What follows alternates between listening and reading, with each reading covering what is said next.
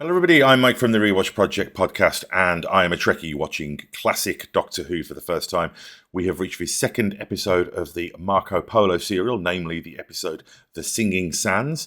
This is the reconstructed version, the only version, really, available of the Marco Polo miniseries, which was rather criminally lost to time by the BBC when they deleted it to make room for other televised material. So a bit of an unusual one here. Haven't found it too much of a compromise to be watching these versions. So I'm not going to mess around too much. Just a quick reminder that I always appreciate comments and feedback and schooling and education, of which I'm getting quite a lot of very useful information in regards to Doctor Who. So please keep that coming, and I promise to get on there and interact more, and maybe even do a couple of recordings where I go through some of that and interact with you good people, the very kind and generous and educational Doctor Who, classic Doctor Who community, because I realise there is a little bit of potential division there, but I'm not going to pull on that thread. But anyway, let's get to it. Let's watch the second part of Marco Polo.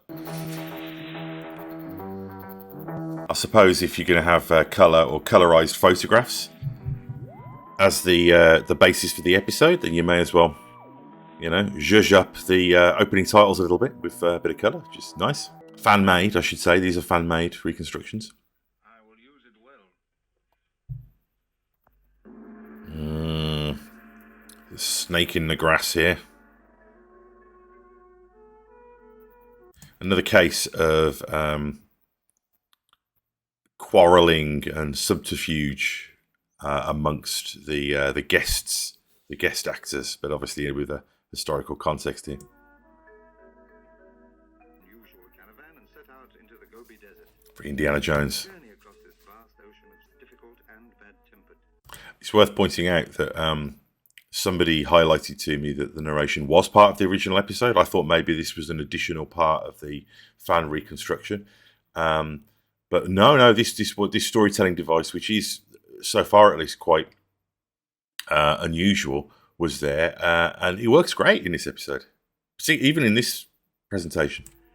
For 3 days now, during which time we have covered no more than 30 miles, I have had to endure his insults. Oh, Doctor. His relationship management skills just wouldn't cut it in the modern workplace. Great image of them just carrying Batardis. I love the idea that, because I was wondering, is it like a Thor's hammer thing? As far as, it's this small box, but obviously inside it is all of this stuff. But clearly there's some scientific hijinks going on, which means that it's, I don't know, I guess only the weight of a, quote, real police box. So that means that they can kind of move it around a little bit, and that creates some interesting imagery that, you've got this incredibly spacious, beyond technological marvel, just chucked on the back of a wagon. I'm sorry the doctor wouldn't eat with us this evening. You can already tell Tigana's a bit of a prick, isn't he? Sorry, Marco. What's going on with Susan? War. Two equally balanced armies deployed upon a field of battle. Psychos always like chess, don't they? And each commander determined to be the one who cries, Shamat. Shamat? Checkmate? It means the king is dead. Bit of symbology going on there. We'll think of something. How? Ian playing chess with Marco? Grandfather being rude and sulking by himself? Oh, I don't think he's sulking, is he? It's like the men aren't really helping the situation at all, are they? We got old Stroppy Doc, and Ian's just going with the flow. So, this might have to come down to the women to fix this one. Well, he won't eat. It's taken away from him by a man he calls a primitive. Look, TARDIS is the only It's home got a sting. at the moment. Then you and I will say goodbye. Huh? Oh, not yet. Not for a long time. Well, I think we should say goodnight anyway. Are you coming? No. It is nice to see that how strong the bond is now. The idea that Barbara and Susan separating would actually be sad is we've come quite a way, and I think that the Edge of Destruction two-parter, if that's the name, really kind of was a bit of a dark horse storyline in really solidifying those elements. And I think we're really seeing it here. Not for the moment. But how peaceful it is in the desert. Oh, it's a lovely night. The moon will rise later. That is the time to see the desert. It is like a great silver sea. The metal seas of Venus. There's a real romanticism to this episode. I often talk at my other podcasts about how, and I know this is going to sound like old man shouting at cloud, that there is a feeling of romance that's been lost in a lot of modern adventure and genre. This wistfulness. I think that we've seen that with the reduction in like movie scores are a really good reflection of this. And one of the things that I like about Doctor Who is it kind of drinks it in. It drinks in the wonderment. It stops and looks at the stars, and it's so nice to have this new, to me, property or franchise or collection of stories that kind of understand that and have that. And there is a romanticism to this in the way that there was a romance to, the old adventure films, Robin Hood and the pirate films, the Black Swan, for example, and movies like that.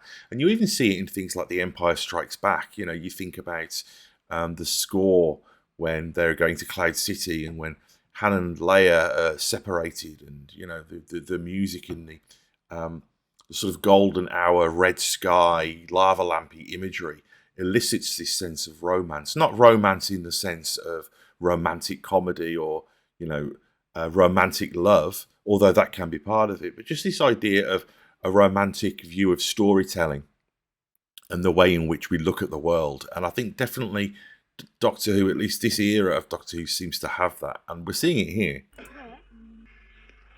It's and again, it's a bit like what the James Bond films were doing at the time. It's almost a travelogue element to it. This is before Ryanair and affordable international travel, and of course it was before the communication revolutions that we've had over the last 30 years.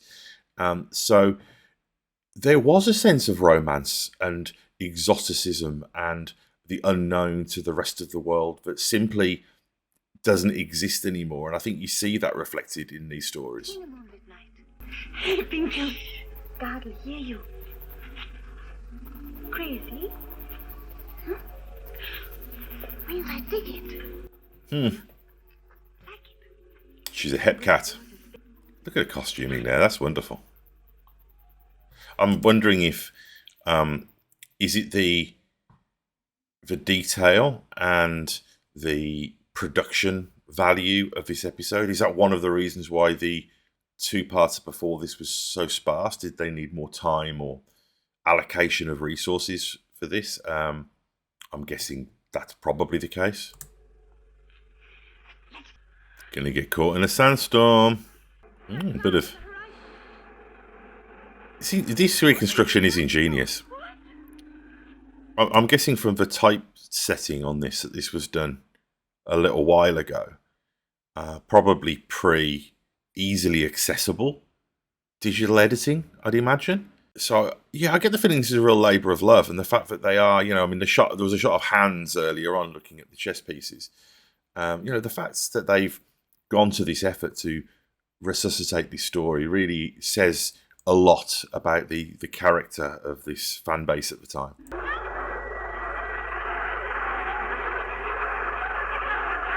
Oh, nice. Amazing sound design, really. Travelers of the Gobi Desert have good reason to fear the singing sands, Barbara. The singing sands. They're not there. Ah, Barbara, she's the soul of the group, isn't she, in many ways?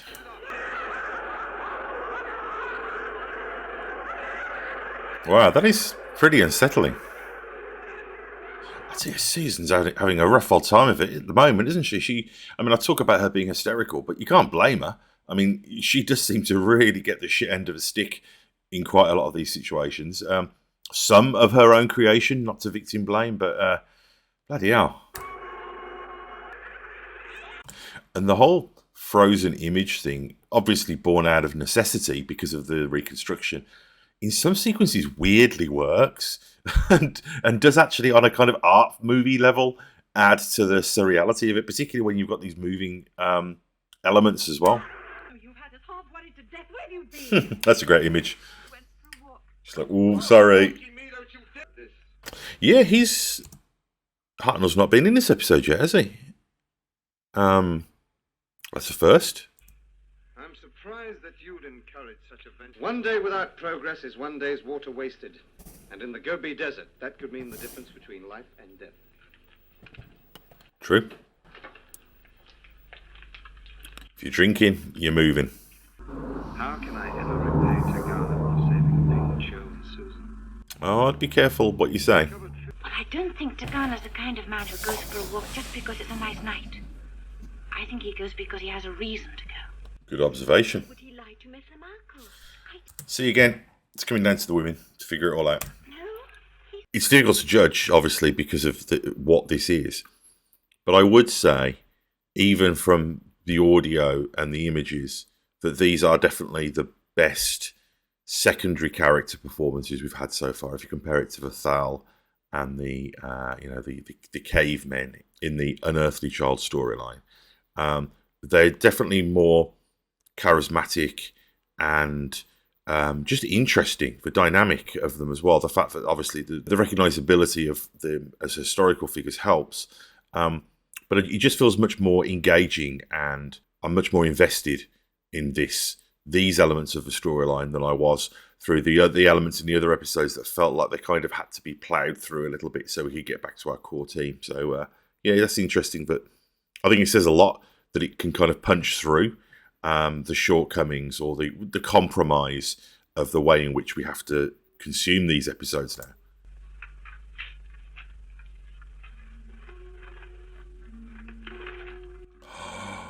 Not the water. If we're very careful with it, yes. But who could have done it? Bandits, Ian. Bandits? In the desert? Yes, this has happened. You see, I'd be suspecting Tagana of everything. And I know that sounds awful, but the fact that he's an emissary from, the other side surely would make him a suspect in anytime anything happened. If the toilet was blocked, you'd be like, it's that dude. Oh, they're not to me. Tagana. Oh. Till we reach the oasis, Doctor, yes. Let's see the doc up here. It might be a Hartnell-free episode. He's been having a tough time. He's been spending a lot of time on the floor the last few episodes. Very well. The doctor can travel in his own caravan. Susan, you can go with him. But you, Barbara, and you, Ian, must remain with me. It's a good point. I mean, because presumably it's got air conditioning. Christ, they should all get in there. In fact, doesn't the TARDIS have water? I might have missed something. I'm not sure if that works. I'm not saying that with any confidence whatsoever. And I don't mean to nitpick. No, that's not good.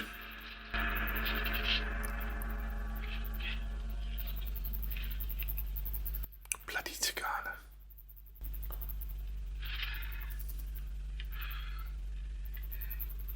Here's water, Marco Polo. Come for it.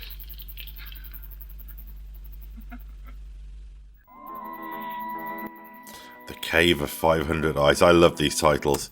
Yeah, that was another good one. These reconstructions get the job done.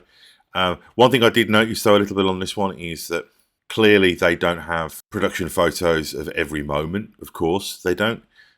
So we are seeing a lot of repetition and shots from certain scenes obviously being repurposed. So it does feel at points a little bit like here's our stock Ian photo for every time Ian's speaking in this type of environment, and here's our stock Barbara photo.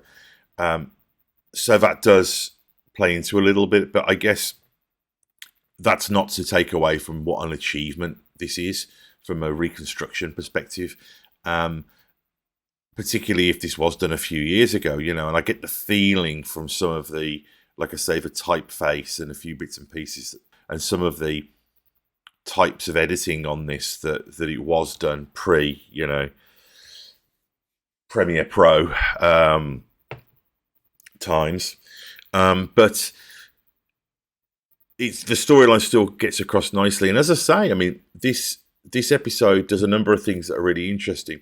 It has that secondary cast who are actually really good and compelling in their own right, which I don't think you can really say for any of the players of the week in the previous serials. And also, because this is the episode that's had the least of Hartnell in it, it really does reinforce this feeling in these early episodes that Ian is the kind of leader of the troop and the Doctor is kind of a story device almost in many ways.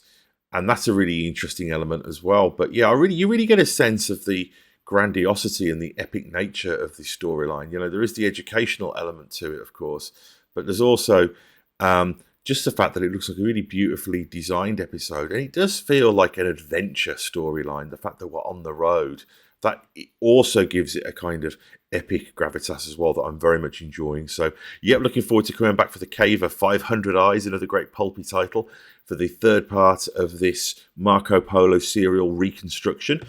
Reminder, check out the Rewatch Project with Hannah and Mike, the podcast, the audio podcast that shares this feed, and please do leave comments for feedback, which I will include on the show, or at the very least, interact with over there on YouTube. So thank you very much for watching, and I will see you soon.